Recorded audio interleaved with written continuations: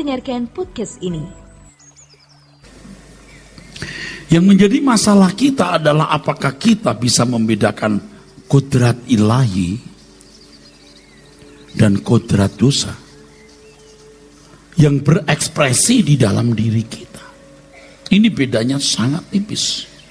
Kalau antara menipu dan kejujuran itu mudah.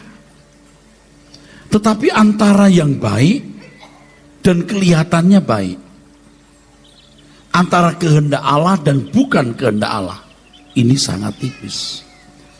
Bicara soal dosa di sini, kodrat dosa ini, saudaraku, yang dalam bahasa Yunaninya menggunakan kata hamartia, ini tidak bermaksud hanya menunjuk kejahatan moral yang keji seperti membunuh, mencuri, berzina, tidak menghormati orang tua. Tetapi dosa di sini hanya kemelesetan, atau bisa hanya kemelesetan. Kodrat inilah sebenarnya yang mesti dibangun, saudaraku, di atas atau didasarkan pada pohon kehidupan. Sedangkan kodrat dosa ini dibangun di atas pohon pengetahuan tentang yang baik dan jahat. Bapak Ibu saudaraku sekalian, kita harus memahami dua buah di tengah taman itu harus dengan pikiran dewasa. Tentu harus lebih cerdas dan memaknainya secara mendalam. Dua pohon itu sebenarnya hanya ilustrasi. Harus dipahami secara figuratif, bukan secara harafiah. Tetapi kalau saudara masih mau memahami secara harafiah, juga tidak salah juga, saudaraku. Tapi kurang mendalam. Implikasi dan aplikasinya tidak mendalam, saudaraku. Implikasi artinya keterkaitan dengan hidup yang sedang berlangsung. Keterkaitan dengan hidup yang sedang berlangsung. Aplikasi artinya penerapan dalam kehidupan, dalam tindakan, di dalam kehidupan yang sedang dijalani. Aplikasi artinya penerapannya dalam perilaku di kehidupan yang sedang terjadi atau berlangsung. Mungkin saudara bertanya, kenapa begitu Pak? Kenapa ditulis begitu dulu di dalam Alkitab, kalau itu figuratif? Saya sudah pernah mengemukakan dan saya akan terus mengingatkan bahwa kitab Kejadian itu ditulis tahun 1440 sebelum Masehi, kira-kira.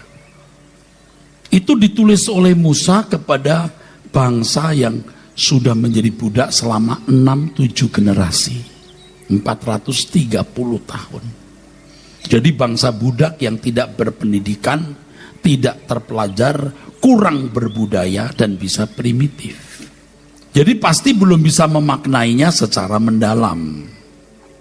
Jadi begitulah cara Tuhan memerintahkan Musa menulis.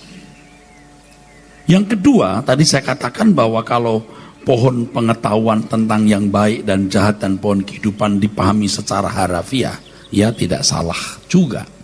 Bagi umat Israel yang nuansanya masih keberagamaan, ketaatan mendatangkan berkat, ketidaktaatan mendatangkan laknat. Cukup. Implikasi aplikasinya untuk kehidupan bangsa Israel waktu itu dalam nuansa keberagamaan dalam bangsa Yahudi itu cukup, saudaraku. Cukup. Tetapi untuk kita enggak cukup. Kita harus memahami dua pohon itu dengan pemahaman yang lebih mendalam. Tentu harus lebih cerdas, saudaraku. Kalau saudara membaca Alkitab dengan teliti, saudara-saudara, ada banyak pohon yang baik untuk dimakan buahnya. Saya sudah memeriksa dengan teliti bahasa aslinya, saudaraku. Dimakan secara fisik, ya. Banyak pohon yang buahnya baik untuk dimakan. Ini dimakan secara fisik. Lalu wow dalam bahasa Ibrani artinya wow ini dan ada pohon kehidupan dan pohon pengetahuan tadi. Ini satu jenis dan ini jenis yang lain. Kalau saudara memahami secara harafiah kitab Kejadian pasal 1, 2, 3 itu, maksud saya hanya memahami secara harafiah. Saudara tidak akan menemukan aplikasi dan aplikasinya yang mendalam untuk kita. Tidak mendalam, saudaraku. Sebab tidak mungkin buah dimakan lalu pengertiannya terbuka. Jadi malu. Itu mitos. Mitos dalam pengertian umum. Dongeng yang berbau mistik dan okultisme. Kalau kita memandang begitu, Alkitab itu jadi buku mitos yang tidak berkualitas seperti kitab-kitab banyak agama yang penuh dengan mitos. Alkitab bukan mitos. Tidak mungkin makan terus matanya terbuka, piung, telanjang kita. Itu mitos. Tetapi ini makanan untuk jasmani, ini makanan untuk pikiran rohani. Harus memahaminya dengan benar, begitu saudara. Jadi ketika dikonsumsi pengertiannya terbuka. Ini pohon kehidupan. Kenapa disebut kehidupan, menghidupkan? Kenapa pohon pengetahuan tentang baik dan jahat? Karena memberi pengetahuan apa yang baik dan jahat. Sederhana saudaraku. Kenapa harus dikisahkan seperti kitab Kejadian itu, Pak? Ya, tadi sudah saya katakan karena bangsa Israel tidak akan bisa memahami kalau dikemukakan apa adanya. Dan ini sebenarnya juga bisa berarti mitos dalam arti khusus. Ada mitos dalam arti umum, yaitu cerita yang bersifat dongeng yang tidak ada unsur historisnya sama sekali. Tapi mitos dalam arti kedua artinya menjawab atau menjelaskan sesuatu yang tidak apa adanya berhubung ketidakmampuan si penerima menangkap pesan itu. Jadi kalau anak saudara gimana? Harus dijawab dengan cara mitos. Mitos dalam hal ini mitos secara khusus, yaitu mengemukakan sesuatu yang tidak apa adanya berhubung ketidakmampuan si penerima penjelasan itu. Jawab kita adalah beli dari rumah sakit. Ada benarnya karena harus bayar. Atau Tuhan kirim, Tuhan memberi dari surga. Atau Tuhan kirim, memang Tuhan yang mengadakan. Tapi itu mitos. Tidak bermaksud mau berdusta. Tetapi karena ketidaksanggupan menerima, saudaraku. Nah, kira-kira ini juga demikian, saudara. Sama sebenarnya ini. Jadi dari Taman Eden itu sebenarnya Allah sudah berbicara membimbing Adam melalui Roh Allah. Dan ini sebenarnya nanti berlanjut di Kejadian pasal 6, keturunan Set juga diberi kesempatan dipimpin oleh Roh Allah. Maka disebut anak-anak Allah. Walaupun Adam sudah jatuh dalam dosa, masih dicoba kepada keturunannya, yaitu pada generasi anak-anak Set. Dan sekaligus membuktikan bahwa kalau orang hidup dalam daging, basar dalam bahasa Ibraninya, sarkos dalam bahasa Yunaninya, tidak bisa. Nah, Adam dan Hawa ini tertipu oleh ular, saudaraku. Tertipu. Kalau dalam bahasa Inggris disebut deceit. Disesatkan. Saya sudah periksa bahasa aslinya, nanti saya janjikan akan saya jelaskan. Bukan sekedar menipu merah dibilang biru, tapi disesatkan. Dan Paulus mengatakan, aku takut kalau pikiranmu disesatkan dari kesetiaanmu yang sejati kepada Kristus, seperti Hawa diperdaya oleh ular. Disesatkan itu harus melalui proses panjang, saudara. Nah, Iblis itu cerdik. Pasti tidak akan membimbing Adam berbuat jahat seperti membunuh, berzina. Nah, Adam tidak membunuh, Hawa tidak menjadi pembunuh. Yang jadi Kain, saudaraku. Pasti. Sebab di samping Adam dan Hawa itu ada Allah. Nah, bagaimana membuat meleset? Hamartia. Bagaimana membuat meleset? Nah, itu harus cerdas. Harus cerdas. Maka diberi pengetahuan tentang yang baik dan jahat. Diparkir di pengetahuan tentang baik dan jahat, tapi tidak dibimbing mengenakan kodrat ilahi. Itu cerdiknya iblis. Ini yang baik, ini yang jahat. Asumsi mengenai apa yang baik dan jahat menurut yang lain, bukan menurut Allah. Kalau ini kodrat yang diubah, saudara. Kalau manusia belajar kebenaran, memiliki kodrat ilahi, dia tidak bisa berbuat dosa. Kesuciannya bisa tidak terbatas, tapi dia tidak bisa berbuat dosa. Kodrat ilahi. Dia jadi orang yang terkodrat. Tetapi kalau kodrat dosa meleset, dia bisa baik. Jadi kalau dikatakan kodrat dosa bukan berarti lalu dia pasti jadi penjahat. Enggak. Jika dididik juga baik, bukan enggak baik, bisa baik.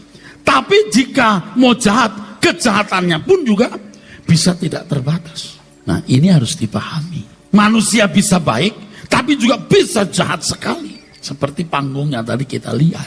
Nah, iblis memarkir manusia di level ini. Padahal Allah mengendaki supaya manusia segambar dan serupa. Kejadian pasal 1 dulu, baca ayat yang ke-26. Ini harus saya ulang-ulang, saudaraku. Saudara jadi cerdas. Kita seperti sekolah teologi di ruangan ini. Saya sudah jelaskan pelan-pelan.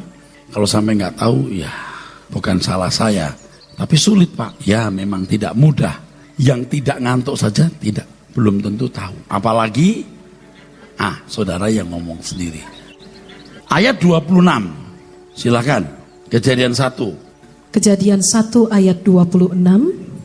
Berfirmanlah Allah, baiklah kita menjadikan manusia menurut gambar dan rupa kita. Menurut gambar dan rupa. Terus? Supaya mereka berkuasa atas ikan-ikan di laut dan burung-burung di udara dan atas ternak dan atas seluruh bumi dan atas segala binatang melata yang merayap di bumi.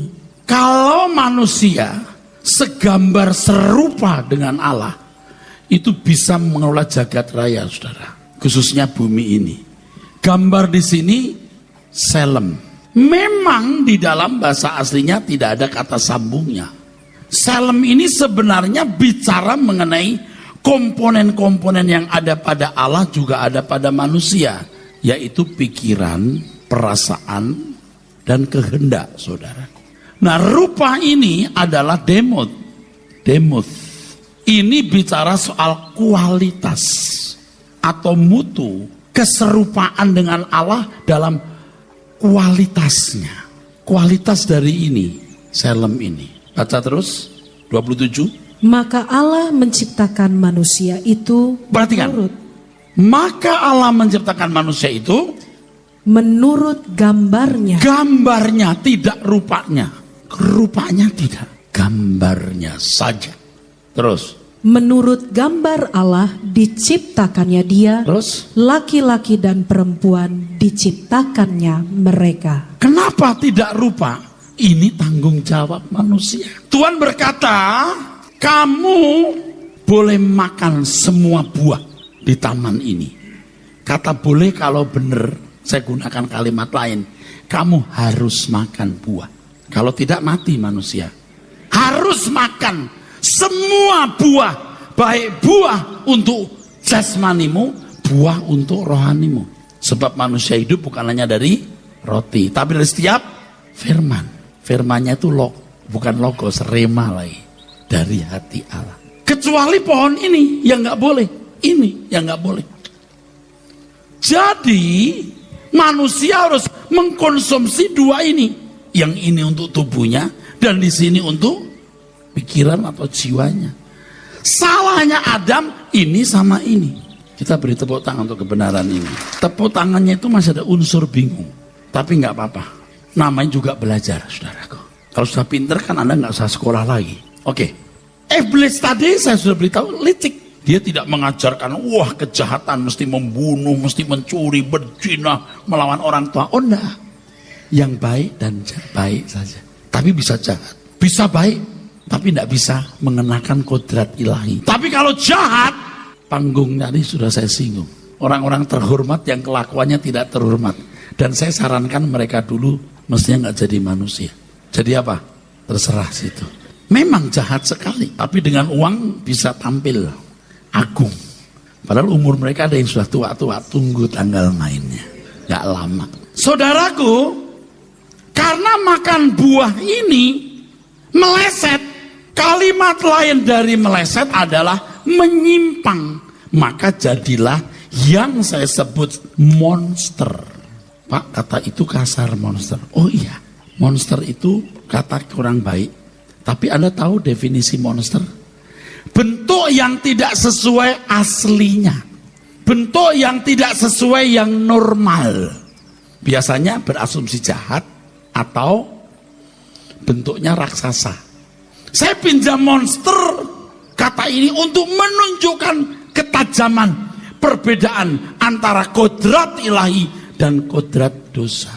Supaya kita tahu, Anda jadi Kristen itu untuk ini nanti. Yang gagal, Adam capek, kita capek.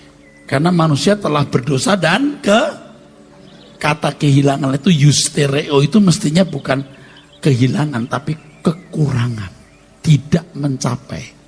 Kalau menggunakan kata kehilangan, kesannya manusia pernah punya, sebenarnya manusia belum mencapai. Dan saya harus mengatakan manusia belum sempurna. Manusia hanya punya gambar tapi belum punya rupa, masih mentah. Sama seperti bumi dalam keadaan mentah harus dikelola, itu fisik. Tapi yang metafisik batin manusia juga harus dikelola. Kalau manusia diciptakan Allah sudah sempurna, lalu manusia jatuh dalam dosa, yang salah siapa? Yang menciptakan. Itu produk rusak, produk gagal. Tapi kalau manusia diberi kehendak bebas, manusia memang jadi objek perebutan antara Allah dan Lucifer. Tapi manusia juga subjek yang punya kebebasan mau berdiri di pihak siapa. Manusia mengkonsumsi buah dari pohon pengetahuan yang baik dan jahat. Dia memilih ini. Tuhan sudah bilang kamu jangan makan buah ini. Artinya semua buah harus kamu makan. Ini maupun buah secara umum untuk tubuhmu dan ini. Kalau dalam bahasa aslinya ya, pohon ini buah-buah dibangun di atas tanah. Adamah, bukan erech. Adamah itu artinya soil, ground. Manusia diambil juga dari Adamah, makanya itu Adam. Jadi tubuh kita ini hidupnya dari sini. Makanya orang makan buah itu pasti paling baik. Nah kita sudah sesat. Kalau nggak sate kambing muda nggak puas. Udah kambing mesti muda lagi. Ya saya nggak katakan salah sama sekali, tapi mestinya buah dan sayur-sayuran. Jadi kalau manusia dulu bisa umur sampai ratusan tahun ya, karena udara bersih, makannya juga bagus. Dan Allah belum menetapkan 70 tahun. Nah, saya teruskan. Ini Adamah, harus dimakan. Untuk regenerasi sel. Ini untuk menumbuhkan kodrat ilahi. Manusia pilih ini. Gagal. Jadi monster. Maka harus di-shutdown. Dimatiin. Kenapa dimatiin? Tidak sesuai dengan standar Allah. Lalu, harus mati dulu. Lalu, supaya nanti ada juru selamat yang akan mampu mencapai kodrat ilahi dan para pengikutnya yang meneladani atau mengikuti jejaknya untuk kehidupan yang akan datang. Beri tepuk tangan yang ini. Jadi kalau saudara mau memasuki kehidupan yang akan datang, yang sempurna, seperti rancangan semula, you must be perfect. As just your Father in heaven is perfect. Nggak boleh cuma jadi baik. Harus sempurna. Ngomong begini pendeta nggak gampang. Saya disorot seperti ikan arwan. Gimana kalau kelakuan Pak Eras? Wah, berat saudara. Yang berkodrat ilahi macam apa Pak? Nah, berat. Karena apa? Jiwa saya sudah terlanjur rusak. Tersinggung bisa, marah bisa, temperamen iya. Ini masih tadi itu daging itu masih makan kuliner, seks masih bisa ini, masih nuntut, bisa jatuh bisa. Tapi kita mau belajar terus sampai tingkat tidak bisa jatuh. Makanya saya pikir sampai saya mati saya udah nyampe nggak ini. Maka mulai sekarang ngotot. Berat saudaraku, berat. No choice, nggak ada pilihan. Adam itu mestinya sukses. Kalau Adam sukses, anak-anaknya pun juga sukses. Makanya kenapa Adam tidak beranak pinak di Taman Eden? Karena belum lulus. Kalau Adam lulus, idealnya baru boleh punya anak. Gennya bagus, lingkungannya bagus, tidak ada kejahatan, baru semua benar. Supaya ininya jangan lihat apa yang baik dan jahat. Saya sudah beritahu kepada saudara, kalau anak umur 3 tahun mandi bareng dengan temannya, saudaranya, familinya, keluarga besarnya yang lain jenis, antara Upi dan Ucok, nggak malu. Upi mandi sama Ucok. Mami, kata Upi, kok Ucok itunya beda? Beda nak, itu kalau Ucok punya namanya Titit, kalau kamu Tutut. Nggak malu. Begitu umur 7 tahun, kenapa? Ininya berubah. Coba seandainya Ucok dan Upi tinggal di tengah-tengah suku Amazon yang semua telanjang, nggak malu, betul nggak? Kenapa malu? Ininya dirubah. Coba umur 3 tahun lalu dipindahkan ke tengah-tengah suku Amazon yang semua telanjang. Itu Upi dan Ucok tetap telanjang sampai umur 35 tahun, 40, 50. Sampai kakek-kakek udah ompong pun masih telanjang. Karena nggak malu. Nggak malu pakai keadaan begitu. Karena ininya. Saya ulangi saudara. Manusia itu jadi rusak. Gennya rusak, lingkungannya rusak.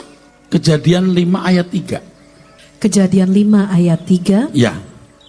Setelah Adam hidup 130 tahun, Ya. ia memperanakan seorang laki-laki. Betul. Menurut rupa dan gambarnya. Gambarnya monster. Bukan rupa dan gambar Allah. Rupa dan gambarnya Adam. Gambar itu pikiran, perasaan, kehendak. Rupa itu kualitasnya. Makanya harus dimatikan. Puji Tuhan loh kalau Tuhan mau mematikan itu. Karena Tuhan mau membangun sebuah dunia baru yang manusianya sesuai dengan rancangan. Saudara mau masuk dunia baru itu? Saudara mau masuk dunia baru itu? Harus amin. Dan gereja ini positioningnya di sini. Setengah mati bro. Ini mustahil bagi manusia. Tapi tidak mustahil bagi Allah. Jangan kita sampai di tataran agama yang baik dan yang jahat. Faktanya jahat. Banyakan orang. Loh, negeri kita ini kan ketuhanan yang Maha Esa. Itu kelakuannya kayak apa? Awas ya kalau nggak minta maaf. Saya bawa masa, saya seruduk rumahmu. Coba. Ini negeri apa? Ini negeri hukum loh. Orang boleh salah tapi you nggak pakai manusia untuk nyeruduk orang loh. Dan itu orang-orang besar bisa ngomong begitu. Coba. Makanya saya lihat fenomena baru ini. Saya tambah kuat. Kenapa? Gua mau pulang. Lama-lama kita jadi silent people. Jadi masyarakat yang diem aja. Ya, salah ngomong ditangkap nanti. Di demo. Susah hidup ini. Sudah. Tapi orang-orang itu sudah lihat. Demi NKRI, demi kesatuan. Lu yang rusak. Ini kayak orang pinter. Demi kesatuan. Lu yang bikin rusak. Kita tuh dipikir bodoh. Tapi dengan fenomena tambah menjijikkan itu ya, lagu ini tambah laku. Yang aku tahu pasti kemana aku pulang, di hamparan padang hijau tak bertepi.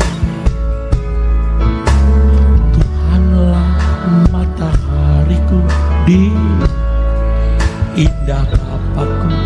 Kesana kami pulang bersama. Yang aku tahu pasti kemana aku pulang, di hamparan padang hijau tak bertepi. Tuhanlah matahariku di negeri indah Bapakku, kesana kami pulang bersama. Kita ikuti ya gunjang-ganjingnya Amerika dengan Presiden Donald Trump, gunjang-ganjingnya dengan pilkada yang kenyataannya bukan semua pilkada, ada yang pilkadal. Kadal yang dipilih maksudnya. Bapak ini pahit amat sih. Emang pahit saya. Lihat kejahatan manusia pahit. Tapi dengan adanya ini ya, yang aku tahu pasti kemana aku pulang. Di hamparan padang hijau tak bertepi.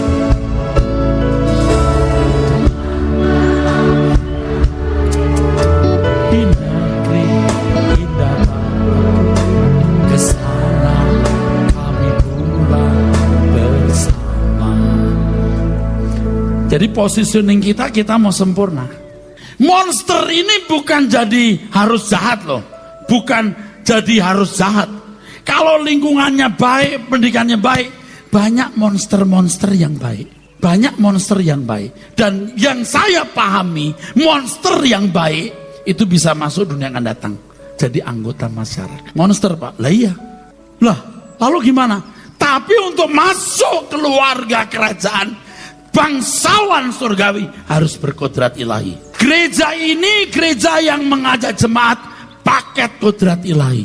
Kalau Anda cuma mau jadi orang Kristen baik-baik, you salah masuk gereja bro. You salah masuk gereja. Maksud Bapak itu apa sih? Maksudnya belajar sempurna. Amin. Kita dikira sombong. Emangnya Bapak udah bener? Kamu tadi udah denger kan? Dagingku belum mati, jiwaku rusak. Tapi kita mau bersama nekat berubah. Jadi keluarga kerajaan itu nggak ada monster. Monster baik kayak monster jahat kayak monster menyimpang. Makanya Tuhan berkata, you must be perfect. Nggak boleh setengah sempurna, harus sempurna. Mungkinkah itu Pak? Ya kalau Tuhan bicara begitu, mungkin. Memang sempurnanya si A dengan sempurnanya si B beda Pak. Karena tesnya juga beda Pak. Oleh sebab itu harus disadari bahwa musuh terbesar dalam diri kita bukan iblis. Di dalam diri kita ini bukan iblis musuhnya. Iblis itu musuh terbesar di luar kita. Sedangkan yang mengancam kita itu diri kita sendiri. Ini monsternya di sini. Namanya Erastus. Ini ada monster di situ. Kenali monster itu. Makanya kalau tadi saya bicara orang sampai tidak bisa membedakan, itu penipuan, itu kejahatan. Oh, itu ranah orang di sono. Udah, jangan diurusi. Saya meminjam kasus itu sebagai suatu perbandingan. Kalau kita membedakan kodrat ilahi atau kodrat dosa, ini hampir-hampir tidak kelihatan. Dari perkara kecil, saya dapat SMS dari seorang penting untuk dibalas. Saya baca begini, nanti saya balas ya. Belum saya buka, lupa. Sehari malam baru ingat jam 1. Saya waduh, belum saya balas yuk. Saya jawab, maaf baru baca. Memang belum saya buka. Jadi belum membaca seluruh isinya, tapi ada potongan apa gitu loh. Saya tulis, maaf belum baca. Terus jiwa saya terganggu. Aku udah baca kok bilang belum. Bacanya baru sedikit. Wah, jiwa saya terganggu. Saya balesin lagi. Sebenarnya sudah saya baca sekilas, tapi belum saya buka SMS-nya. Maaf belum balas. Nah itu baru bener. Setelah itu baru plong. Tadi itu akal-akalan si monster saya. Nah kita itu banyak monsternya saudaraku. Tadi mau masuk ke sini saja, sudah antri begini dari sono sini. Kok ada lagi yang besini? Gila nggak itu? Itu monster sambil keluar saudaraku. Kita udah buru-buru terlambat. Dia bisa sat di sini. Masalahnya orang ikut sat. Loh. Tapi kita teduh. Monsternya itu tidak di make up, tapi harus dimatikan. Banyak orang memake up. kelihatan cantik tapi monster di dalam. Nah sekarang saudara, saya tanya, saudara ini kelihatan bagus, ini make up atau kodrat ilahi yang tumbuh? Monster itu bernama Erastus, Wijaya, Endang, Vivi, Lili, David. Nama saudara itulah monsternya. Saya tidak suruh nanti Anda di jalan kena ketemu orang kenalkan nama saya monster. Anak-anak muda itu monsternya kuat-kuat itu, makanya harus dimatikan. 1 tahun, 1,5 tahun. Yang namanya hidup tuh gini. Susu, nyaman, nggak nyaman, besar dikit apa? Mainan, makanan. Besar dikit rekreasi, makanan, mainan. Makin gede, terus nanti pacar, keluarga, tua, cucu, cicit, semua itu main, itu hidup. My family is my world. Oh ya, nggak salah. Tuhan itu selalu ada di dalam setiap dekade, bukan jadi segalanya yang mendidik, tapi jadi support. Sesat loh orang. Begitu mati nggak apa-apa dia. Sesat. Anak muda mesti diajarin. Gereja kan rata-rata begitu. Tuhan jadi dukungan, jadi support, tidak jadi segalanya. Kalau kita, Tuhan jadi guru kita, Tuhan Yesus. Gereja ini hanya briefing, singkat, brief. Sedangkan pemuritan yang harus berlangsung untuk menemukan kodrat ilahi, saudara harus bertemu langsung dengan Tuhan Yesus. Makanya 30 menit di kaki Tuhan. Saya sudah punya hutang untuk mengajari 30 menit itu ngapain Pak? Supaya jangan sesat. Tapi paling tidak Anda siapkan waktu 30 menit di kaki Tuhan. Lewat setiap peristiwa hidup, saudara temukan bagaimana Tuhan mendidik saudara atau membimbing saudara. Bagaimana kodrat ilahi ini ditumbuhkan, kodrat dosa bukan dipoles, dimatikan. Semua manusia telah berkeberadaan menyimpang dari rencana semula. Keadaan menyimpang ini disebut sebagai monster. Dengan demikian semua manusia yang dilahirkan oleh Adam memiliki gambar dan rupa Adam, bukan gambar dan rupa Allah. Ini monster. Tidaklah keliru kalau semua keturunan Adam dikatakan sebagai monster. Hal ini untuk membedakan wajah yang seharusnya Allah kehendaki dan wajah yang Allah tidak kehendaki. Ini mestinya wajahnya Tuhan Yesus. Makanya kalau kita jadi Kristen ikut Tuhan Yesus harus ikuti wajahnya. Bagaimana Pak? Tiap hari harus bergaul dengan Tuhan. Harus mengalami Tuhan. Kalau Tuhan itu hidup harus mengalami. Jangan menemukan jodoh sebelum menemukan Tuhan. Engkau pasti salah pilih jodoh. Pasti salah kamu. Atau kemungkinan besar kamu keliru. Nah bagaimana menemukan wajah Tuhan Yesus yang sudah menemukan kodrat ilahi menjadi role model kita? Bergaul dengan dia. Jadi jangan hanya memoles atau mendandani, tetapi mengganti wajah. Sebenarnya ini yang dimaksud oleh orang-orang Jawa, manunggaling kawula Gusti. Menyatu dengan Tuhan. Yang kalau Paulus mengkalimatkan Galatia 2, 19-20, hidupku bukan aku lagi, melainkan Kristus yang hidup di dalam aku. Makanya Kolose 3 ayat 5-10, Paulus mengatakan, matikan segala sesuatu yang duniawi. Bukan ditekan, bukan dibuat tertidur atau pingsan, matikan. Kalau sampai tingkat ini nggak bisa berbuat dosa lagi, saudara. Nggak bisa. SMS nggak tepat aja kita sudah rasa berdosa kayak apa. Ini belum kesombongan-kesombongan terselubung dan banyak lagi yang sebenarnya ekspresi dari monster kita.